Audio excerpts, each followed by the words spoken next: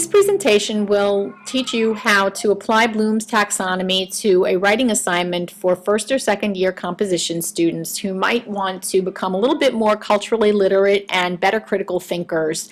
These skills will also be applied in their writing. So the writing assignment in question would be to take two advertisements, one from today and one from the past. You could also do this with just one advertisement if the students seemed a little overwhelmed or you wanted to have a really extra strong focus. And they would be trying to understand and learn how the three classical appeals, ethos, pathos, and logos, are applied in advertising. And then later on figure out if there's anything going on in current events or history that might be influencing the way the advertisers market this particular ad.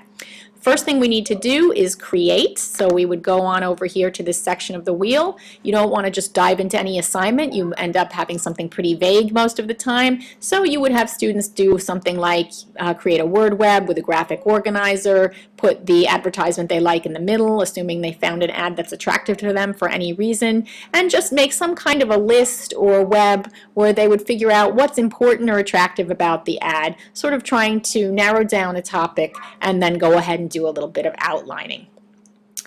Over here we would need to remember. You may have to learn just some basic grammar terms to be a good writer. For example, comma splices are very common in writing, and we need to understand and be mindful that these things pop up in our writing. But even more on a higher level cognitively, we also need to be able to understand and apply and remember as we're looking at each ad, which ad is using which appeal. So for example, if an ad contains a picture of a doctor, it might be using ethos to support a claim that a particular product or medicine, for example, is reputable because a doctor uses it. We also need to understand what we are talking about. So you might need to find some kind of a historical context. Why would an ad be marketed a certain way? For example, during a recession, you might have a lot of advertisements for how cheap something is, whereas when times are better, you might find more luxury products, for example. So understanding what's really going on and why things are the way they are is also another important step in this assignment. Moving on, we're going to jump back to evaluate.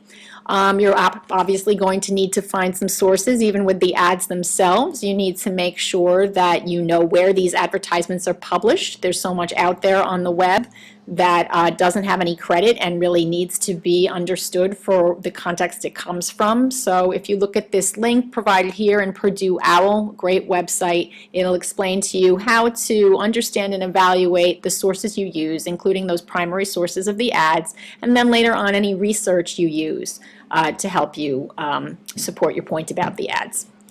Okay, we're also going to be analyzing. That means that you're going to have to draw some conclusions eventually as you analyze the ads. Break down how the ads work. Look at the visuals in the ad. These are visual texts. A picture says 1,000 words is really applicable here. So what's going on visually? What words or logos are in the text? How do they sort of show what claim the ads are making? And other things that are interesting as well. So here's a website link right here that shows you how to do that. Finally, this is the most advanced step perhaps, you need to find some kind of data to support your point. So in this case you might need to find a statistic. A lot of students I have will find advertisements where they show really skinny models and they'll talk about how this shows a trend in society with unrealistic body image.